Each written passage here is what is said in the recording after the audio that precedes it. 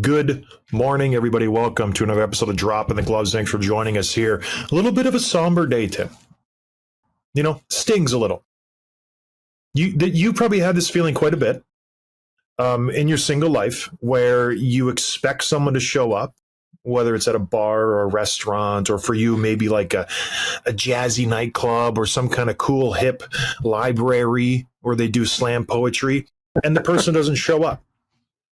That's what's happened to us right now. So we've had to pivot.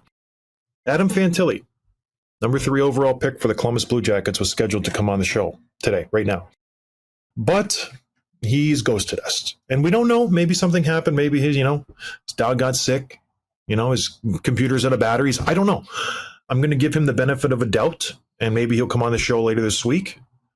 But he's not showing up today. So we have to pivot and do another show because there's a heck of a lot to talk about. And we were excited to talk to Adam because Patrik Laine trade, Columbus Blue Jackets. Their GM, Don Waddell, made some comments on TSN The Overdrive saying things like he didn't want to go back to that locker room. He made it known outright he won't come back to Columbus. That's a bold thing to say for a player, just to outright say, I'm not going back to that locker room. Not once. Why? Like there's issues obviously going on there. Maybe this is why Adam's not coming on the show, because he knows we're hard-hitting journalists. We're not going to shy away from the tough questions. I'm going to throw it out there, baby. That's how we do it at Drop in the Gloves. But we'll hopefully get that chance another day. But before we get into things, this episode is brought to you by Bet365, proud partner of hockey, fights, and Dropping the Gloves. Thank you for supporting Bet365. We love them. You love them. Get in on the action today because you never want to miss it. A chance to do the Bet365 hockey code HOCKEYCA. Whenever the moment, whenever the action, it's never ordinary at Bet365. So check them out. All right, Tim, you scheduled the Fantilli interview. Do you want to apologize to everybody first, or? I would not like to apologize because he's the one that ghosted us, but it is disappointing. We had this maybe 2 weeks ago, Darlene, the same thing, but he gave us the courtesy the night before and said, hey, let's push it back. I have something that came up, and fair enough, right? But ghosting, that's a tough one to swallow. So I don't want to say too much. I hope Adam comes back on. Love to talk to him, but I wonder if the timing had anything to do with it, where the thing happens yesterday, and then he's like, hey, we're on lockdown right now. Don't talk to the media. So I don't know. But again, whatever it was, a little heads up wouldn't have hurt you, Adam. Hockey players are very what's next, what's happening tomorrow. So if you scheduled 2 weeks ago, there's a good chance he forgot. Like, we're going to have Jake Gensel on tomorrow. I texted him right now saying, Jake, are we good for tomorrow? Yeah, sounds good. You got to remind these hockey players. We're not bright, Tim. We're not very bright. But moving on, Patrik Laine. Big news. Traded to the Montreal Canadiens yesterday afternoon. What was the specifics of the trades, Tim, so I don't butcher anything? People will be pitchforks coming for me. It was Laine and a second-round pick in 2026 in exchange for Jordan Harris, the defenseman from Montreal. Jordan Harris, 24 years old, a third-pair defenseman, but pretty good. He logs the minutes. His advanced stats are pretty good. They have that projected WAR, and he's 79%. Like, he's a good player. Not flashy, nothing crazy, but he's a very good NHL defenseman. So it's tough to give up, but obviously the potential with Laine is just immense. And the return wasn't huge because of Laine's salary, $8.7 million for 2 more years. It's a lot of money. Not a lot of teams can afford to pay that. Not a lot of teams want to take the risk that comes with Laine for all the reasons we've talked about. So I think it's a good trade for both teams. I'm excited to see where it goes. A crazy move for the Montreal Canadiens. People were clamoring for this when he was trying to get out of Winnipeg.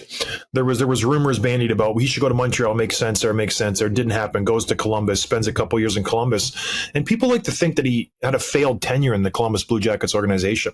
He was a point-per-game guy the last 2 years, not accounting last year when he had the injuries and such with his emotional. I don't want to go down that road, but he was out of the league last year. The 2 prior years towards that, he was a point-per-game guy, 56 and 56 and 52 and 55. Maybe not the output you want from a superstar who's making $8.7 million. You expect him to do a little bit more, but he is a solid player. But let's get into the trade. Is this a good move for the Columbus Blue Jackets? I mentioned Don Waddell won on the overdrive 2 days ago and basically put all the cards on the table, spilled the beans, and said this guy is not coming back to Columbus. That's it. He's not coming back. We're trying to get a deal done. I'm talking to 2 or 3 teams right now But as it stands, he's not traded. There's no, conditions where he's coming back to Columbus. We don't know where this is going. And then lo and behold, the next day he trades into Montreal. What do you make of a GM first before we get into the trade and the fits and this and that? What do you make of a GM just airing the laundry? Not so much dirty laundry, but just outing a player and his stance on saying, I didn't feel comfortable in that room. I don't want to come back. Yeah, I thought it was interesting. And it reminds me a little bit of like, if you're in the corporate world, they have these things called professional clapbacks, where it's like you don't want to like say anything inappropriate or rude that you might say to your buddies, whatever, but you also express your frustration. So you say things like, per my last email, like, hey, moron, I already told you this, right? This is sort of what it's like. It reminds me a little bit of that, where he's like, he's not icing the guy, he's not embarrassing the guy, but he is just sharing his frustration in a professional, clean, even polite way, but saying, hey, listen, my hands are tied. He doesn't want to come back. I'm frustrated with the player. I'm going to move him and figure out what we can get. And I think the return is not too bad. Like I said, a good defenseman, and you have to give up a second round pick. But that mostly had to do with the fact that Columbus didn't want to eat any of the salary. And so to move a player like this, to get a good NHL player in return without any retained salary, I think is a pretty good move, all things considered, especially when everyone in the league knows that the player doesn't want to be there. So you don't really hold a lot of cards in your hand, despite the fact that he is a very good player. Yeah, I think the key here was the salary. $8.7 million for a guy who has a huge question mark on him. What is Patrik Laine going to be next year? He's come out, him and his wife, they've started a foundation, I think. They came out and just addressed everything, saying he's in a good headspace. We're ready to go for this season. So he's trying to just calm everybody down and just I'm good. I'm going to play. I'm in a good headspace. So that maybe helped a little bit with the trade, but he's still a very, very much an unknown. He didn't like playing in Winnipeg. Kind of got, I don't want to say ran out of town, but swapped for Pierre-Luc Dubois, 2 problems, trying to find a better situation. He goes to the Columbus Blue Jackets. Kind of worked out. Didn't really work out. Butted head with John Tortorella. Then this season, obviously, Mike Babcock comes in, maybe another hard-nosed coach. That didn't really work out at all with the Mike Babcock situation. Has a new coach this year. Didn't play at all. He got injured. He played in, 18 games, only put up 9 points. So left a lot to be desired this season. And then kind of gets ran out of town again on his own accord, saying, I don't want to come back, and forces the GM to trade him. So he's 2 for 2 in organizations and teams just not working out. And this is a guy who could be the cornerstone for your franchise. And he was drafted number 2 overall not that long ago, 8 years ago. So he's still relatively young. He's only 26 years old. And for a guy like that to have a huge question mark on him, it's telling. And he's not going to a market where you can just go and hide. Just go and be a superstar, go score a ton of goals like a Joe Pavelski in the San Jose Sharks organization, where you're a stud, you're a superstar, you're putting up 40-plus goals every single year, but you're a relative unknown. No.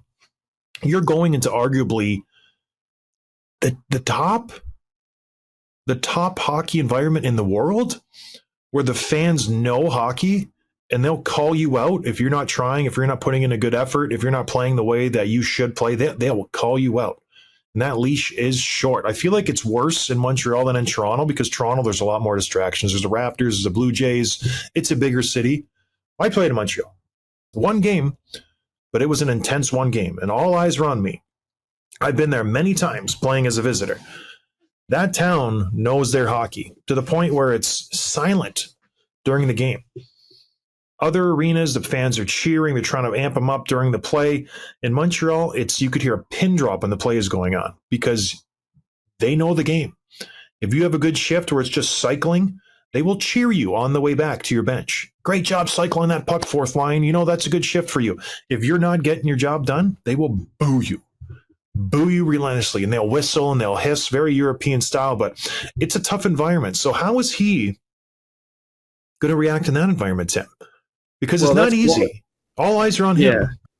Well, just last week, it was Laine came out, posted a video with his girlfriend or his wife, I think his wife, that they started the foundation. You mentioned that he's feeling in a good spot, because not only has he had the injury stuff, but he's had stuff going on mentally. He was in the player assistant. So he's a guy that you root for, that you want to, stay healthy, perform. You want him to do well. And you hope that this fresh start will give him that. But it's not going to be an easy environment, like you said. Like, this is not, you're going from a small market to a big one. You're going to have to produce. You're going to have to stay on the ice. You're going to have to answer when you don't produce. And so I hope that he's ready for that. But I think he will be. I'm very optimistic about this. I'm very hopeful for him. Like you said, he's produced when he's been on the ice. I think we look at that second season when he was a 40-goal scorer and thought, okay, he's the next Ovechkin. Because it wasn't just that. He was like taking tons of shots. Like, he was just scoring in every way. And you think, okay, this is the next great goal scorer in this league. And it hasn't quite happened. But I think, one of the things too, where in Columbus, he was expected to be the guy. Where he came in, he had almost no other real major top six talent around him. Obviously, Gaudreau didn't work out, and he was only there for 2 years, and Laine was hurt for most of that. So I think that he'll probably get a shot in the first line, but he's surrounded by Suzuki and Slafkovsky and Caulfield and all these other guys that can take the pressure off, that can, have the puck on their stick, get him the puck, and he can just be another part of a growing up-and-coming offense that he doesn't have to shoulder the load. So I'm very excited for him, and hopefully he stays healthy. Yeah, and then you look at Kent Hughes for the Montreal Canadiens. This guy, it's fun to watch him make deals. Like, he has made some bold moves, some bold signings, and some really great moves. And you look at this roster, all of a sudden, a team that was top line heavy, offense deficient. Obviously, they had that great first line last year. It was Suzuki, Caulfield, and Slafkovsky at the end of the year. They were fantastic. Now with the addition of Laine, and hopefully, a lot of question marks here. Kirby Dach coming back and filling that second line center role, and maybe a Josh Anderson steps up, and Alex Newhook in that second line. You have two solid lines that you can roll out. And then all of a sudden you get rid of a bad contract in Brendan Gallagher, and maybe you move Josh Anderson's contract. You got some money to spend. This team is starting to look really, really good up front, and on the back end, they're good on the back end. I don't mind them. You have Caden Gould, who I really, really like, youngster Lane Hudson last year, who came in at the end of the season and played really good. The big dude, Arbor Jack guy. And then did they get Justin Barron? Where did they get him in a trade from? He's a good puck-moving defenseman too, but a good, solid decor. So all of a sudden, the Montreal Canadiens could be a player in the Atlantic Division where other teams are floundering. You have the Toronto Maple Leafs, obviously, but Tampa, there's question marks. You lose Sergachev, you lose Stamkos. Boston Bruins, always question marks. The Sabres, who knows what's happening there? The Ottawa Senators, never consistent there. Montreal Canadiens could all of a sudden parlay this trade into a playoff position. I like it, but let's just stick to the first two lines, because they're going to get the lion's share of the playing time. How do you think the first two lines shakes out? Because let me tell you what I would do. And this is a perfect world where everybody's healthy. I'm going a second line. This is my second line of Slafkovsky, Kirby Dach, and Patrik Laine. Big line. Huge. Laine 6'5", Dach is 6'6", Slafkovsky's 6'4", 6'5", and they all have just sick hands. Incredible hands. Impossible to get off the puck. They're not a lot of speed, but they're not slow. Imagine that second line. Who do you match up with them? Do you match your 5'6" defenseman because they have size? I don't know. Impossible to match up that line. And then your first line would be Suzuki, Caulfield, and you hope upon hope that you can get a decent season out of Josh Anderson or Alex Newhook, and if that doesn't work, make a deal. Give up a second rounder in Gallagher, a first rounder in Gallagher, get rid of that cap and find someone to play in that first line. That's what I would do, because we know Suzuki and Caulfield, you can't have two snipers on the same line with Caulfield and Laine. It won't work. So those guys are obviously separated, but gosh, that second line, Slafkovsky, Dach, and Laine, salivating. That's like the Legion of Doom. There's in terms of upside, there's just the moon, right? In terms of downside, even if they're all healthy, we've seen them all play poorly. And maybe not Dach, he's been good, but he's just not been healthy. But anyway, yeah, it's just like, it gets exciting to think about what that line could do and what that team could do if those guys are all clicking. So yeah, like I said, I'm excited for this, and just really hope upon hope that Laine can just stay in the lineup. Give me 70, 75, 80 games and just let him just be himself again. I think that would be really good for the player and the organization. So who wins this trade right now? The stamp of approval. Columbus gets a third rounder and a third pairing D-man. You like the kid. I think he's just whatever. He's a good minutes muncher. I don't think he's going to really change the Columbus Blue Jackets. Who wins this trade? Montreal gets a second rounder and Laine. Columbus gets a D-man. Yeah. Just a D-man. Yeah, I would say Montreal, but I think it's a good win for both teams. And you mentioned Waddell said, listen, the player told me he doesn't want to come back. Here's the quote. He said, he's been very vocal about it way before I got here, but he does not want to play for the Blue Jackets. So to get like a good defenseman back, a lot of times in those situations, even a skilled guy like Laine, when you don't have a player that doesn't want to be there, you just try to get like a 4th round pick just to get rid of him, right? And the fact that you got a good player back who's going to be, a minutes monster, I think is a good thing. So I think it's good. What do you think? Who do you think the winner is there? You didn't answer the question. You just said your thoughts were. Montreal. Montreal. Yeah, I think Montreal wins hands down. Yeah. I think they saw a disadvantage. I don't know why the Columbus GM would say he doesn't want to come back. It's just you put yourself in a position of weakness when you're negotiating. Oh, no, he's not coming back. Yeah, he said he's going to hold out. I got to trade him. I got to trade him like now. Got to trade him yesterday. Okay, well, I'm going to, instead of a second rounder, I'm going to give you a third rounder or just no pick at all. You give me a pick. So it all depends on if Patrik Laine works out. And that's where it all boils down to. And if you're a GM and you have the opportunity to get a 35, 40 goal scorer, you do it. You do it. 26 years old. He's still got a long runway ahead of him. He's a good player. And it's a difference between being a bad apple in the locker room, allegedly Pierre-Luc Dubois, versus just a guy who's, you got to work on his mental state, or he's just kind of fragile in a way. It's a different ball of wax. It's like, okay, we can keep you happy. We can put people around you to support you.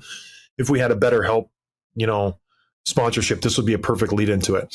We can give you that support network to make you good. That's different than just being the jerk. You can deal with someone who's mentally just kind of fragile. And I don't want to say fragile because that means he's weak, but just you need some help. So that's the way I see it. Yeah. Anything else, Tim? No, let's move on to some of the well, actually, do you want to talk about the other guy who's requested a trade? Going a little bit out of order here, but there's kind of a theme right now with some guys that just do not want to play for their franchises for different reasons. Yeah, Yaroslav Askarov from the Nashville Predators. And he got some ink earlier in the year when Barry Trotz was given a press conference, and the guy we had on the show asked him a question. What's the deal with Yaroslav Askarov? Young goaltender, you drafted him. He's playing well. He wants his chance. He said he's ready for Nashville. Nashville just re-signs UC Saros, and who did they bring in? Wedgwood as a backup. They have a good backup. So there really wasn't room for him in the Nashville organization. You're going to go down there, you're going to play in Milwaukee until we're ready for you. And Barry Trotz said the same thing. He said, when he's ready, he'll let me know. Right now, that implies that he's not ready. Well, the rubber, so to say, has met the road. And Yaroslav Askarov has stated unequivocally he will not report to the Milwaukee Admirals of the AHL. He will go to camp with the Nashville Predators. He will play in camp. He will honor that part of his contract. But as soon as Barry Trotz says, hey, I'm going to send you down, he will say, no, Barry, I will not go to the AHL team. Bold move from a kid who's played a handful of games in the NHL. Has 3 games. 3 games. Tim just gave the German sign for 3, by the way, if anybody's wondering and watching on YouTube. Very suspect. But yeah, so he just said, I'm not going to the AHL. He's trying to force the Nashville Predators' hand to trade me. Barry Trotz doesn't seem like the type of guy who will be bullied. That's just my sense of him. I don't know if this will work. What is your take on this? Because you're all for player power, player empowerment, more power to the players. What did you think of this? You probably loved it. Well, so the guy to follow on all this news is our friend Alex Doherty, the Nashville guy who covers the team, who's on maybe a month or so ago. And he said back in June 26th when he interviewed Trotz, that Trotz said, quote, you're ready when you're ready, not when your agent says you're ready, about Askarov, which I thought was great because, agents putting pressure on and a little bit weird. I feel for the kid in a way because you drafted him 14th overall, I think it was a couple of years ago, right after you just signed your Saros to like a huge extension. So it's a little bit weird. The timing of that was strange, I thought, but Askarov feels like he's ready. He feels like he has very little left to prove. Doesn't want to play in the minors, doesn't want to play anywhere else. He wants to be in the NHL competing for a fighting spot, but he doesn't have that opportunity in Nashville, obviously. So at the flip side, you played 3 games. You haven't really earned a ton yet. Like I know you've played really well everywhere you've been, but, Trotz is being who he is. He said, and this was after the request came out, he says, I've heard what Askarov said. I expect him to be here next month competing for a starting job in the NHL. That's my expectation of him. So very old school meets like young up and coming new school mentality, and we'll see how it plays out. But I like the drama of it all. It's fun to talk about. Yeah, like I get where both sides are coming from. Your first round pick, a goaltender, a young goaltender, you're ready. You're drafted 11th overall by the Nashville Predators. That's a very, very high pick for a goaltender. Usually goalies don't go in the first round. It's rare when they do. So you have this expectation, I'm ready. You invested that pick in me. Let's go. Call me up. See what I got. The only problem is the Nashville Predators have one of the best goaltenders on the planet. And he just re-signed for an 8-year deal, UC Saros. So what happens next? You trade that goaltender who you drafted first round. That's the logical next step. The only issue is the Nashville Predators have not given him any indication that they will trade him. And in fact, he's making it worse by making these comments, because I'm going to say Barry Trotz will let this guy languish. If you don't want to report and we tell you to go to the Milwaukee Admirals and you say no, you're suspended for non-hockey related reasons. Fine, you don't want to report? We're not going to pay you a dime. I'm sorry. They won't be bullied. I just have a feeling that that's where this is going to go. He's going to go to camp. He's going to be sent down. He'll say no. And then he either just breaks his contract and then you never hear from him again and he goes to Russia, but Nashville owns his rights forever, or he just gives in and he goes to Milwaukee. Those are the two options that I see happening here. Because you won't get any return on him. The same thing in the Patrik Laine situation. Every team and their brother knows that this Askarov kid wants to be traded. So if I'm the Nashville Predators and I go to a team and I just say I'm the Toronto Maple Leafs, we need a goalie. I'm calling Nashville. Trevelyan's like, hey, I know this kid wants to be traded. Like, let's make a deal. Do you think Trotz is going to be able to get anything of value for this kid now? Not a chance, because Trevelyan's like, he's not reporting. You have a huge issue on your hands. It's a PR nightmare. Deal with it if you want. I'll throw a 4th rounder at you, a 3rd rounder. Like, that's it, Tim. He's such an enticing move too, because like he's young enough where he could be part of your future, but he's good enough now where he could be part of your present. He could be your starting goalie right now on a lot of teams, and there are a lot of teams that need a goalie in this league. Some of the teams I've seen already: Carolina, obviously Toronto, even like Chicago and San Jose are looking for their goalie of the future, their franchise guy. Why not, be interested in this guy? So the other thing I mentioned was, or that I found just looking at, like, he's a 1 or 2 top goalie prospect in the league. And you look at the other guys going back 10 years, 15 years, who were at that same spot. It's like the cream crop of like all the best. Thatcher Demko, Ilya Samsonov, Carter Hart, Vasilevsky, Rash, John Gibson, Jacob Markstrom, Carey Price, Bernier, Val Armov, Jack Campbell, Robin Lehner. Like those, that's the quality of prospect that he is. It's obviously not a guarantee, because also on this list is Malcolm Subban and John Gillies and Tyler Parsons and other guys you don't even really know. So it's not a sure thing, but his pedigree is there. The age is there. He wants to play for an NHL job. I hope he gets traded. I really do. I'd love to see him go to Chicago, for example, or even Toronto, just to see where that could shake out. But like, to your point, Predators hold all the keys right now, and the fact that they don't feel like they have a lot of return coming their way, they probably won't move him. Yeah, I would talk to his agent, Dan Milstein. Like, what are you doing? Just shut your mouth. Report to camp. Tell them how upset you are. Then you go to Milwaukee and you just ball out again.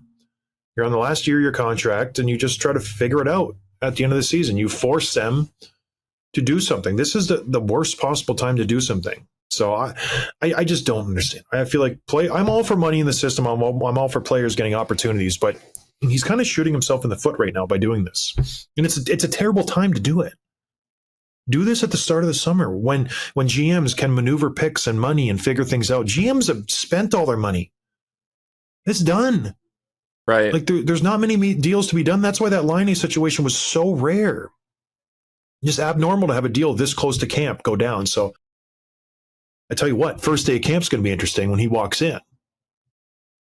Do your meetings, your hellos. Hey, Barry. Oh, hi, Yaroslav, you piece of junk. What are you doing to me? But anyways, how do you see this working out? We know what I think. I think he either reports to Milwaukee or the Predators just suspend him. What do you think is going to happen here? I don't really know. My hope, just for drama reasons and being a fan who's not invested in these teams, that he gets traded. I would love to see him go to, like I mentioned, Chicago, Toronto, San Jose, Carolina, any of the teams that could be linked to him, and just prove it wrong. I root for the player in these situations. I want to see him say, "Hey, F you. You don't think I'm worth it? Like, I'm not playing for you. Give me a chance to go somewhere else." And I don't know. I hate to teeter totter, but again, he's played 3 games.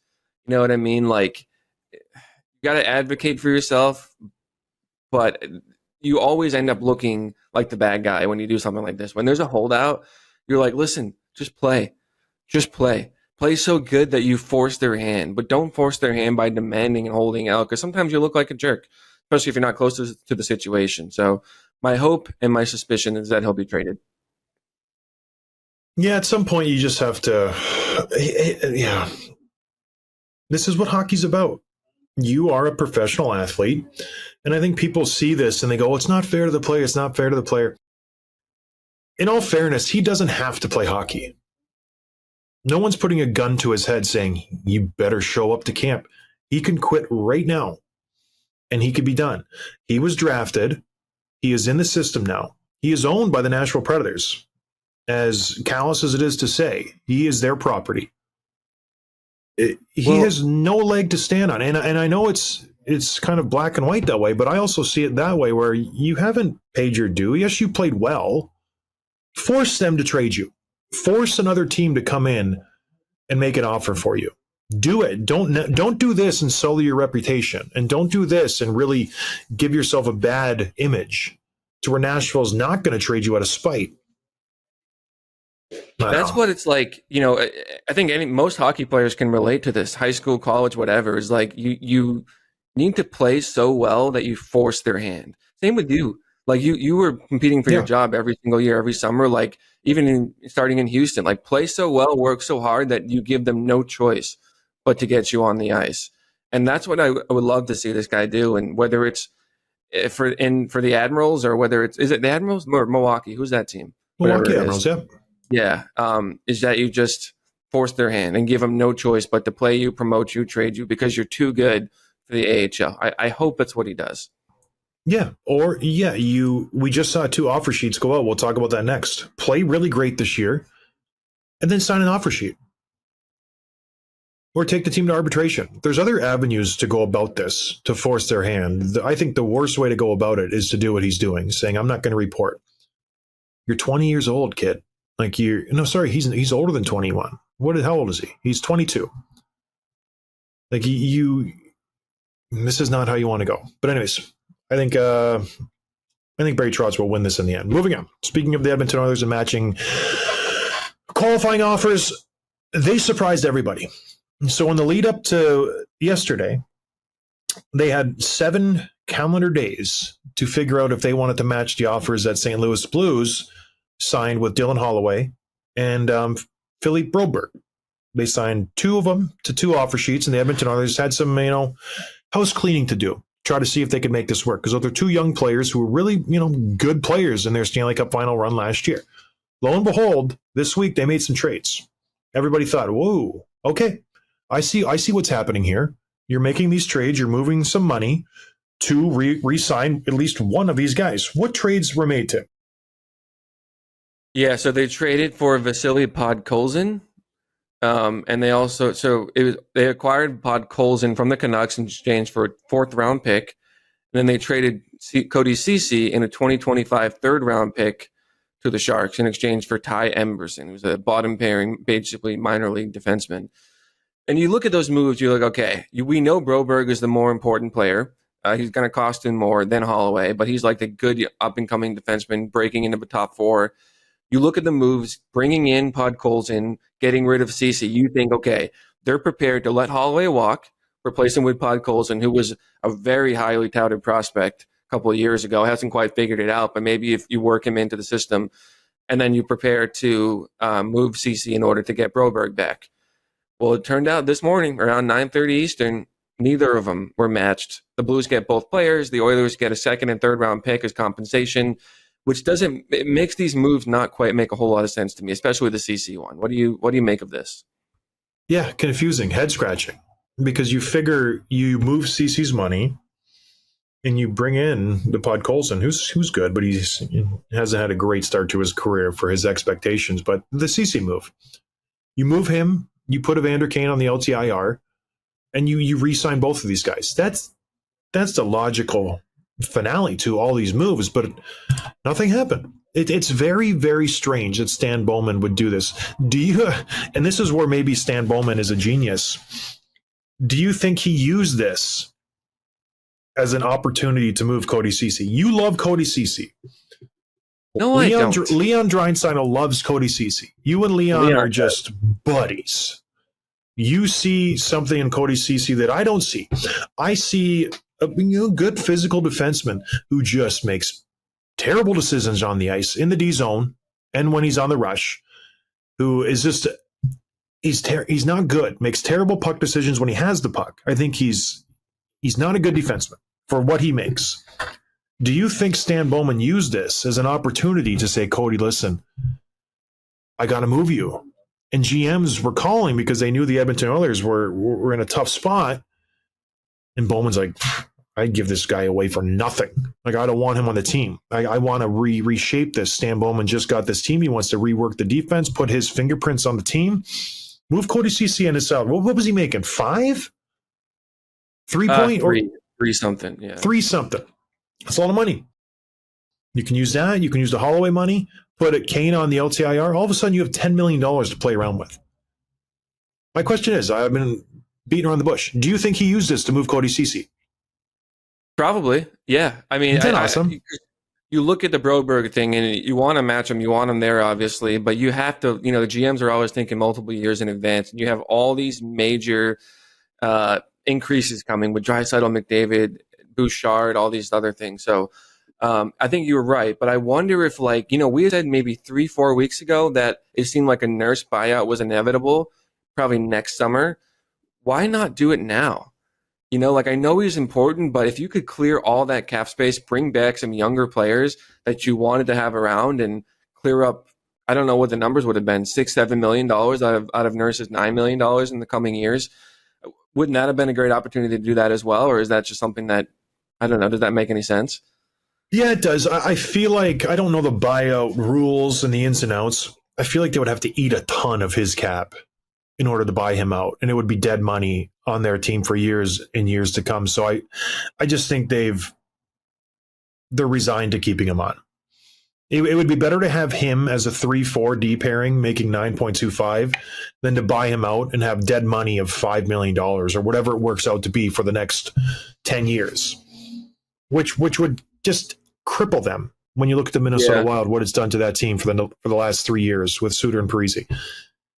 I could have a Darnell Nurse, and just kind of shield him. He's still a decent NHL player. If you take away his salary and just look at his on-ice stuff, he's good. He's a good player, but he's not worth 9.25. When you compare him to the other guys in his range, elephant in the room, my friend. He makes way too much. But yeah, so that's what I think they're doing there. So obviously, Edmonton's offense is still elite, excellent, but the defense has already been questionable, and now it's even more questionable. You have Ekholm and Bouchard, one of the top pairings in the league. That's excellent. You have Nurse, who was overpaid, but a very good defenseman, obviously. But then you don't have any other top 4 defensemen. You got Kulak, Troy Stetcher, the Emberson guy they got in the CC trade. You've lost Broberg, you've lost CC. Now, who's going to play in the top 4? You have to rely way heavily on those 3 guys. And they don't really have a lot of cap space. Even if they move Kane to the LTIR, they want him back, over the winter. So there's a lot to be desired with this defense, and I don't know how they're going to fill that out. Defensemen don't grow on trees where you can just be like, plug him in. He's going to be our number 4. He's going to play 18 minutes and play really good. We'll see. That this has been the age-old issue with the Edmonton Oilers, their defense and their goaltending. And we thought they had it figured out. Last year, they had a great season on the back end. Their defense played really, really good. Now, all of a sudden, you're just in this position again where we got Bouchard and Ekholm. What else? Kulak is okay. Josh Brown, a veteran. Is he going to play good? Is he going to have a good, solid season? So I don't think there's a good option on the roster. I don't know how they look as far. What is there? Bakersfield? I don't know how the Condors look. If there's some young kids, maybe they can plug in there and hopefully they take off. But as it stands today, this is a big loss on the back end. Broberg was supposed to be the top 4 guy to solidify that second pairing with Darnell Nurse, and then we can figure out the 5 and 6. So it's a huge loss. I'm surprised they did not bring Broberg back and re-sign him. I know it's a small sample size, and everybody's saying, well, we don't know what he's going to turn into. You have to. You have to match that. I know it's a lot of money, 4-point change, 4.5. He's good, and you know him. You're comfortable with him. He's came up in your system. Yeah, that's an interesting non-matching. And now you have all this money left. What do you do with it? You are a Stanley Cup contender. You can't just be sitting out there having $8 million in cap space or whatever it's going to be when they put Evander Kane on the LTIR. They have a lot of money to spend now. You can't not do a move now. They've got less than $1 million in cap space right now, $945,000.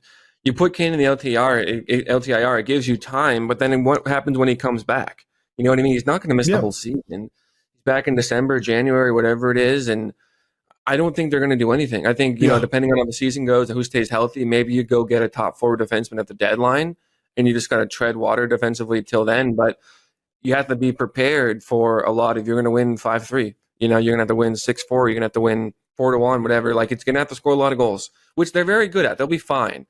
But it's only a matter of time before they have to address this defense if they're going to go on another run, which they expect to do. So, yeah, their defense was a problem last year, and it's going to be worse than it was last year.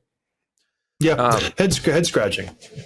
The only other thing I want to mention is that Podkolzin kid they brought in from Vancouver. He was a first-round pick a couple of years ago, and 2022 we had JT Miller on the show, and he mentioned him multiple times. So we we asked him, like, hey, what's the future with this kid? And he ranted. He went on for like 2-3 minutes about how good he was. And I posted the clip. If you're an Oilers fan and you haven't heard that yet, go find it on our socials. But he really said, like, he's so strong. He's so quick.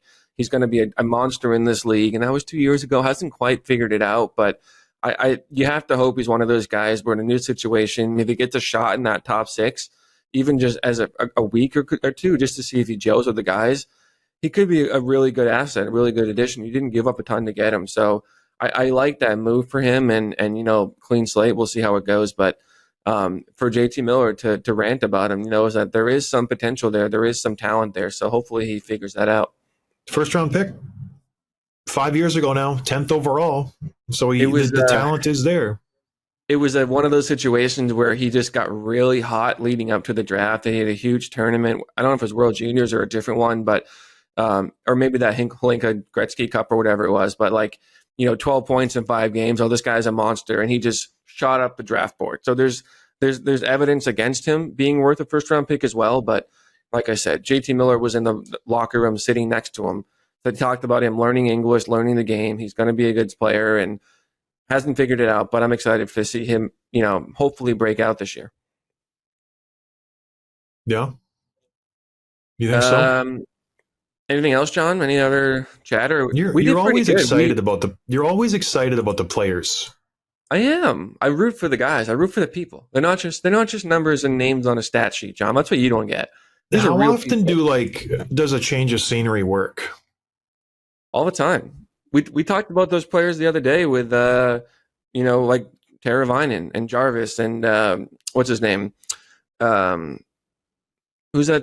Forsling. Forsling's like the perfect example of that. So I don't know. Just like last year when Igor Sharangovich went from Vancouver to Calgary and he just lit it up in Calgary. Finished with 30 plus goals. Who called that? I did. Blake Wheeler. Same thing. Did nothing in Boston. There's rumors that he is signing a PTO this year with the Boston Bruins. What are your thoughts on that? I saw the rumor. I like it if he comes in for league minimum and does something similar to what JVR did last year. Sure. Yeah, because he wanted to come back in the lineup for the Rangers. Didn't, but yeah, I like it. Sure. Don't have high hopes for it. A higher probability now. Stuart Skinner scoring 35 or Patrik Laine scoring 35? Stuart Skinner? Sorry, Jeff Skinner. Yeah. That's a good one. I'm going to say Jeff Skinner. I think he's going to be on power play 1. I think he's going to get a chance on either Draisaitl or McDavid's line. So, yeah, I'll say him. What do you think? I think Patrik Laine is the better goal scorer. But yeah, I agree. Jeff Skinner will be in a better spot. But gosh, they both will hit it. I'm all for the players. They're both going to hit it. They're both going to get so good and make so much money, and everybody's going to be happy. But I'm good, Tim. I'm still a little salty on Adam Fantilli. Hopefully we can get him back on the show. But yeah, we'll have Jake Gensel tomorrow. Thanks, everybody, for listening. We'll probably release it Thursday, but hope everyone's doing well. We'll talk to you on Thursday. Cheers. Thanks for listening to Dropping the Gloves with John Scott, a member of the Nation Network of Podcasts. Subscribe wherever you get your podcasts from to never miss an episode.